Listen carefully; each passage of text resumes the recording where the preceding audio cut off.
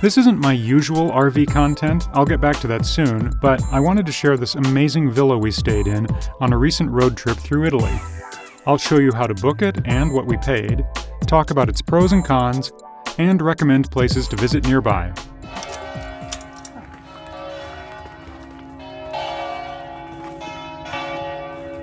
I'm filming this in early October, and back in April or May, we were looking for a way to celebrate MT's birthday, and so she went on to this site called landmarktrust.org.uk. The Landmark Trust is a British foundation, basically, set up to maintain historic properties and to rent them out to people like you and me who want to live for a very short time in a very cool property. The villa has 2 apartments. They each can hold 4 people each. They could frankly hold a lot more than that, but there are only beds for 4 people each. This is not like an Airbnb or like a hotel. You're on your own as far as food is concerned. The day we arrived, we drove to a nearby little supermarket called Prix. There are lots of restaurants in the area. There's one you can walk to, and there are others that are an easy drive. There are no housekeeping services, like they don't come and change your towels every day. Most of the properties are understandably in the British Isles, but I think they have 3 currently in Italy. This one is called Mansarda del Vigneto. The actual name of the villa, though, is Villa dei Vescovi. It's located in the town of Torrelia, which is southwest of Padua. It's about a 25-minute drive from Padua. You can also take a train into Montegrotto Terme, which is a town about a 10-minute drive from here. And I'll go into the main bedroom next. Now, this property was built in 1542 by a bishop who lived in Padua and wanted someplace where he could retreat in the summer. And it was used as a retreat for other church members for centuries. I think finally in the 90s, it passed to the Fondo Ambiente Italiano. The fund rehabilitates the properties, and they charge admission, so you can come and tour the properties. And that admission that you pay helps pay for their upkeep. The Landmark Trust and the FAI have this partnership that makes it easier to book a holiday in one of these properties. And now I'll go into the second bedroom. I want to talk about some of the pros and cons of just this particular property. Some of the cons. First of all, it is not accessible. If you have mobility issues, I do not recommend coming here. There are so many stairs.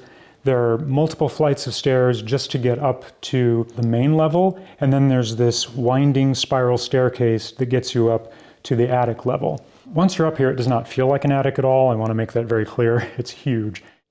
And then another potential con is that their turnover dates, when the apartments become available, are strict. So you can't just choose any dates at random. They come in 3-day, 4-day, or 7-day chunks. So we arrived on Friday, which was the start of our 3-day chunk, and then presumably whoever arrives on Monday is able to stay Monday, Tuesday, Wednesday, Thursday, 4 nights, or you can stay the full week. So we would suggest that you try to secure your dates here first and then make your other travel plans in Italy around those dates. Okay, so now let's talk pros, and there are quite a few. Number 1, the amazing views.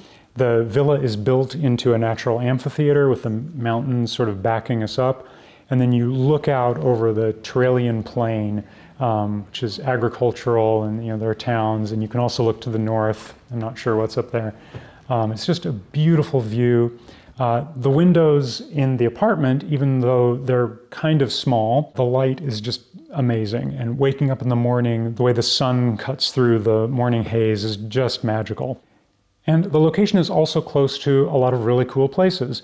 You can get to Padua within half an hour, either by driving or by driving to Montegrotto Terme and hopping on the train into Padua. It's, I think, 1 stop. You can also then go further into Venice if you prefer. I think the whole trip by train from the villa would be about 45 minutes into Venice. Earlier today, we drove down to a town called Arcquà Petrarca, which is very difficult for me to say, about a 20-minute drive south of here, where the poet Petrarca lived out his last, 15 years or so. And they have his house where he lived and worked and ultimately died. And we also stumbled onto this great village festival. I'm going to butcher the name, Festa al Giugiulo.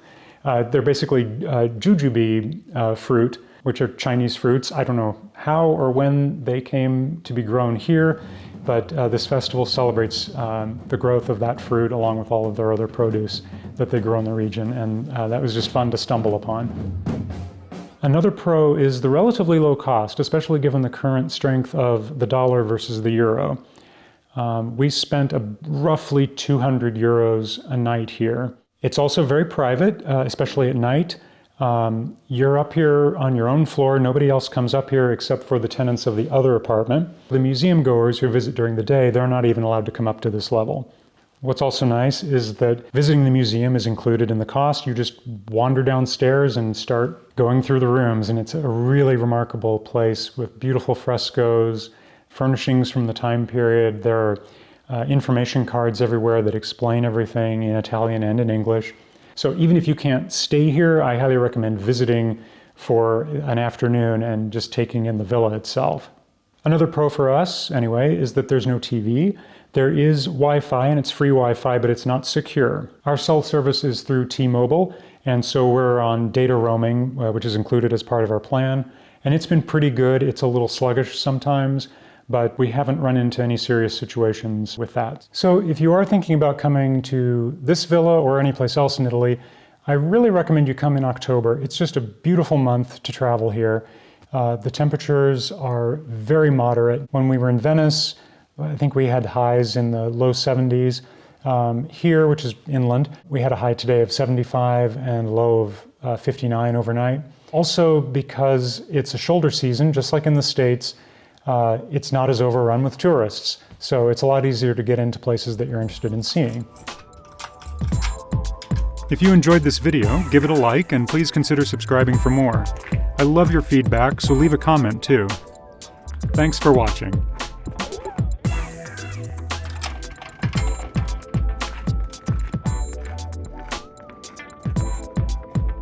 Wait, what about me?